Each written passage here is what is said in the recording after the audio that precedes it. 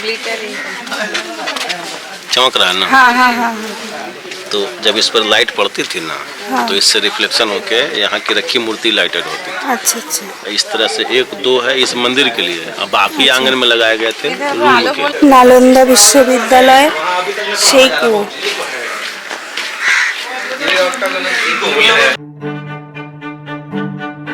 আপনি কি কল্পনা করতে পারছেন ভারতবর্ষে এমন এক লাইব্রেরি ছিল যখন তাকে জ্বালানো হয়েছিল তখন তা জ্বলতে সময় লেগেছিল প্রায় 6 মাস এবং জ্বলে শেষ হয়ে গিয়েছিল 90 লক্ষেরও বেশি বই।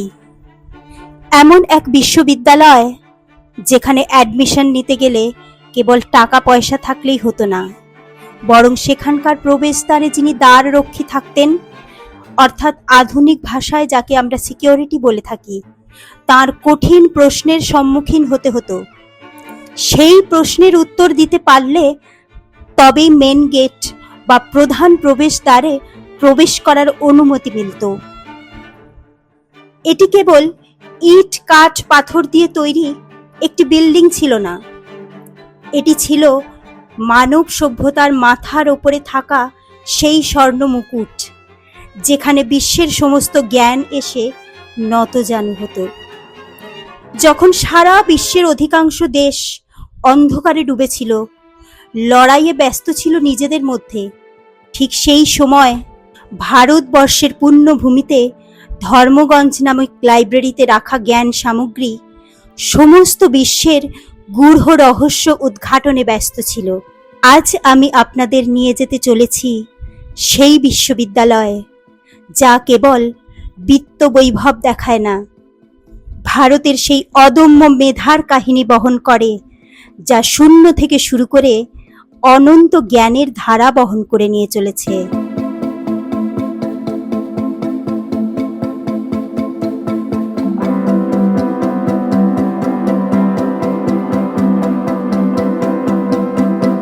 এই কাহিনী শুনতে শুনতে নিজেকে একবার প্রশ্ন করুন যে আপনি কোন দেশে বাস করছেন এবং কতটা পুণ্য অর্জন করলে এরকম এক দেশের নাগরিক হিসাবে নিজেকে গর্বের সাথে পরিচয় দিতে পারেন।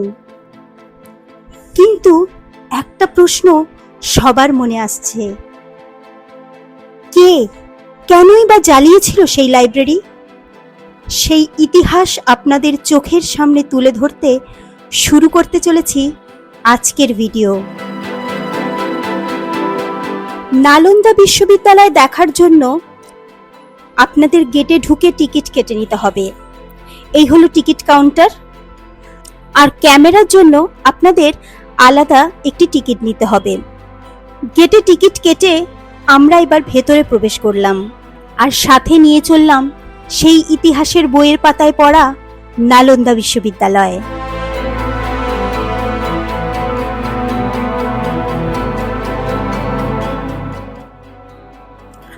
আমরা গাইড নিয়েছিলাম এবং তাঁরই মুখে শুনে নিয়েছিলাম ইতিহাস, আর সেই ইতিহাস আপনাদের সামনে আজ তুলে ধরছি। 1861 সালে ব্রিটিশ সরকারের আর্কিওলজিক্যাল ডিপার্টমেন্ট এটি প্রথম মাটি থেকে খোদাই করে বের করে আনে। নালন্দা বিশ্ববিদ্যালয় সম্পর্কে আমরা জানতে পারি হিউয়েনসাং এর লেখা বই থেকে। হিউয়েনসাং, যিনি নালন্দায় ছাত্র হিসাবে এসেছিলেন, তার লেখা বই যখন ইংরাজিতে অনুবাদ করা হয় তখন নালন্দা বিশ্ববিদ্যালয়ের ইতিহাস ভারত তথা বিশ্ববাসীর কাছে উন্মোচিত হয়। 15 জুলাই 2016 সাল নালন্দা বিশ্ববিদ্যালয়কে দেওয়া হলো ওয়ার্ল্ড হেরিটেজের তকমা।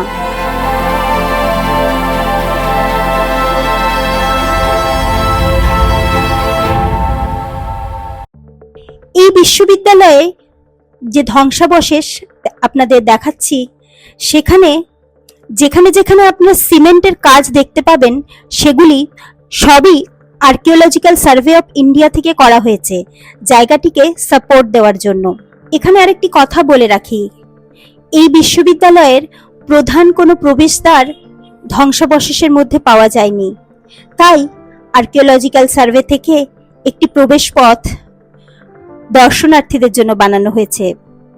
এই বিশ্ববিদ্যালয়ে যে ধ্বংসাবশেষ আপনাদের দেখাচ্ছি, সেখানে যেখানে যেখানে আপনারা সিমেন্টের কাজ দেখতে পাবেন, সেগুলি সবই আর্কিওলজিক্যাল সার্ভে অফ ইন্ডিয়া থেকে করা হয়েছে জায়গাটিকে সাপোর্ট দেওয়ার জন্য।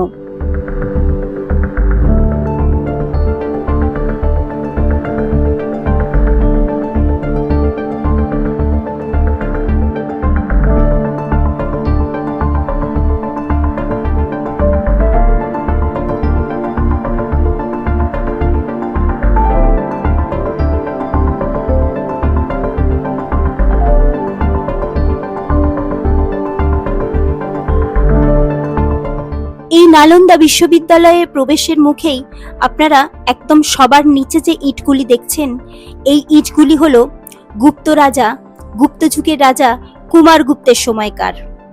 আর এই মাঝের ইটগুলি হলো রাজা হর্ষবর্ধনের আমলের, আর ওপরের ছোট ইটগুলি হলো পাল সাম্রাজ্যের। অর্থাৎ 3 যুগের রাজাদের ইতিহাস বহন করছে এই ইটগুলি। আর এই যে জানলার মতো বানানো হয়েছে দেওয়ালের মধ্যে, এগুলিতে গৌতম বুদ্ধের মূর্তি রাখা হতো। ওই সময়ে মানুষজন এতটাই সৎ ছিল যে দরজায় তালা, লকার এসবের কোনো প্রয়োজনই পড়তো না। करके नया बना दिया। अब ऊपर वाला ये भी 200 साल चला, तो कटिंग तक हर्षवर्धन का जो देख रहे हैं, और उसी के ऊपर धर्मपाल का 3 फ्लोर था। तो नया ईटा पुराना ईटा में आपको अंतर समझने के लिए थोड़ा इसको देख लीजिए। ASI में 1961-62 में नया ईटा से रिपेयर किया, क्योंकि 4 गेट था जहाँ इंटरव्यू होती थी। समझ है ना? इंटरव्यू क्या होती थी, जब पूरे संसार से आते थे तो एडमिशन टेस्ट गेट पर होता था। 10% लोग पास करते थे, 90% फेल करते थे। एक भी नहीं मिला तो 10 फीट का काट के नया रास्ता बनाया गया, है ना? ये नया सीमेंट है। अब आपका पुराना ईटा इधर এখন নতুন ইট ফিট দিয়ে রিপেয়ার গেটটা করার সময় ভেঙে গেছে। ये वाला है सर, एक लेवल दिख रहा होगा पूरा में, तो नीचे कुमारगुप्त का 15 इंच लंबा दिख रहा है, देखो। हाँ हाँ, तो ये हो गया ऊपर हर्षवर्धन का मिडिल पार्ट, और इसके ऊपर धर्मपाल। अच्छा, ऊपर हर्षवर्धन और उसके बाद धर्मपाल। हाँ, उस समय हॉस्टल का दीवार देखिए 8 फीट मोटा है। इतना मोटा दीवार आप लोग नहीं देखते, तो इसके कारण ही रूम एयर कंडीशन, भूकंप रोधी और साउंड।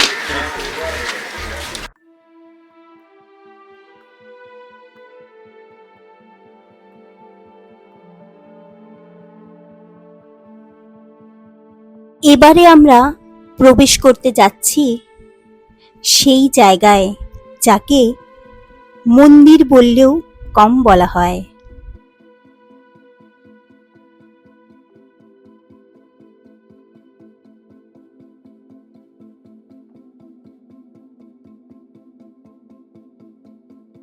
এই হলো সেই লাইব্রেরি যেটি কিনা বখতিয়ার খিলজির নেহাতি হিংসার শিকার হয়েছিল।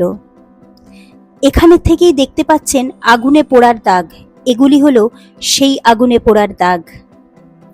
এই পুরো লাইব্রেরিটি ধর্মগঞ্জ নামে বিখ্যাত ছিল। আর এই ধর্মগঞ্জের 3টি পার্ট ছিল: রত্নসাগর, রত্নদধি এবং রত্নরঞ্জক। এখানে অধ্যাপক হিসাবে যাদের আমরা পেয়েছিলাম তারা ছিলেন আর্যভট্ট, অতীশ দীপঙ্কর, শিলভদ্র প্রমুখ বিদ্বান ব্যক্তিত্বরা। এখানে পড়ানো হতো medical science, maths, astrophysics, philosophy সহ আরও বিভিন্ন বিষয়, যা কিনা সেই যুগে দাঁড়িয়ে বিশ্ববাসীর কাছে এক আশ্চর্যের বিষয় ছিল।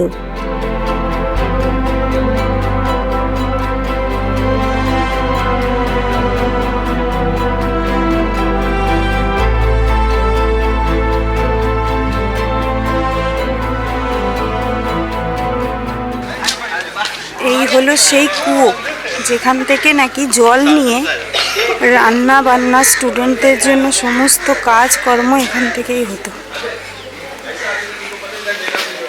নালন্দা বিশ্ববিদ্যালয়ের সেই কুয়ো।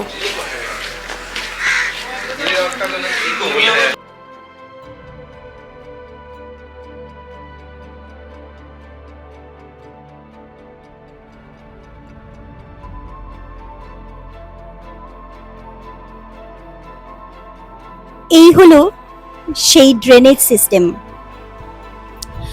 যা কিনা আমাদের হরপ্পা মহেঞ্জোদারো সময়কার কথা মনে করিয়ে দেয়।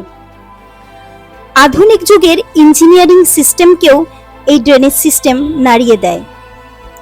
ওপরে এই যে সিমেন্টের কাজ দেখতে পাচ্ছেন, এই সিমেন্টের কাজগুলি archaeological source survey of India থেকে করা হয়েছে, যাতে করে এগুলি ভেঙে না যায়।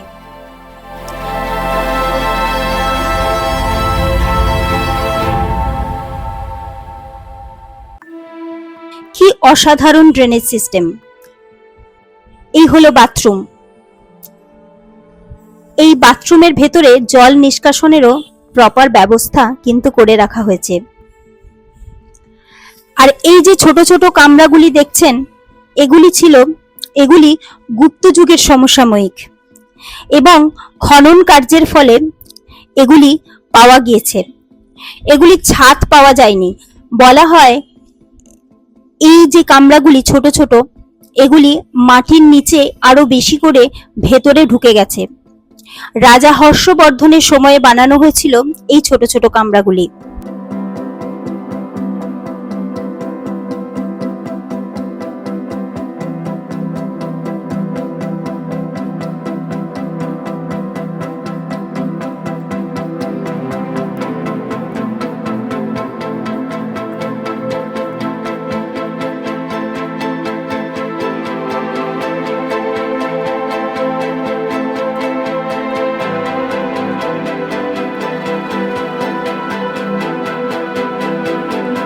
এখানে এই যে কামরাটি দেখতে পাচ্ছেন, এটি হলো হিউয়েনসাং এর কামরা।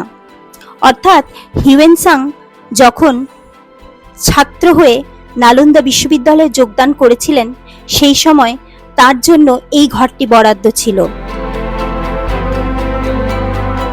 নালন্দা বিশ্ববিদ্যালয়ের ছাত্র সংখ্যা ছিল 10,000 এবং এখানে শিক্ষক ছিলেন 2,000-এরও বেশি। অর্থাৎ ছাত্র এবং শিক্ষকের একটি প্রপার রেশিও ছিল।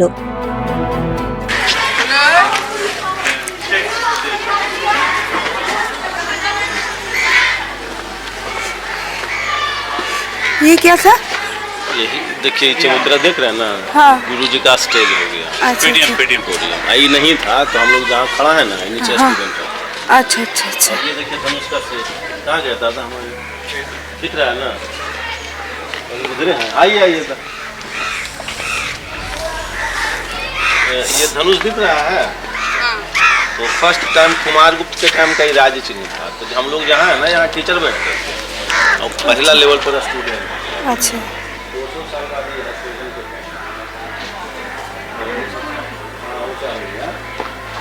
हो गया, ऊपर अच्छा वहाँ टीचर, यहाँ पे हम लोग जहाँ स्टूडेंट। और धर्मपाल के टाइम में ये हो गया यहाँ टीचर। तब ग्राउंड फ्लोर वो हो गया आपका कौन वाला, वो जो फुटेज दिख रहा है। तो 3 पीरियड का ड्रेनेज 1 2 3 जो देख रहे हैं। अब अख्तियार खिलजी को पता नहीं चला कि नीचे इतना है, नहीं तो इसको भी नोच के भाग गया। हाँ ले जाता कि तो लेता ही जाता है खाली, तो देता कोई कुछ नहीं है। कहाँ नहीं देगा, वो गुलाम बना लिया हम लोग। अभी तक जो है समझता है कि गुलाम है, चारा समझता है। भाई खत्म कर दिया भाईचारा में से, और चारा के रूप में यूज करनी है।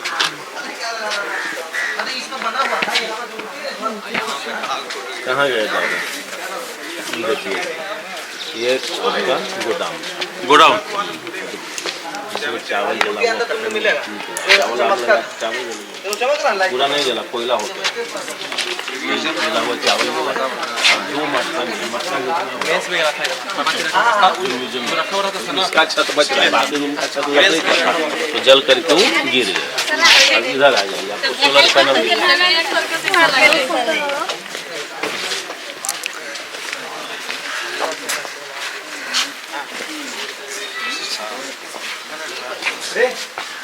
मोबाइल का लाइट जलाइए,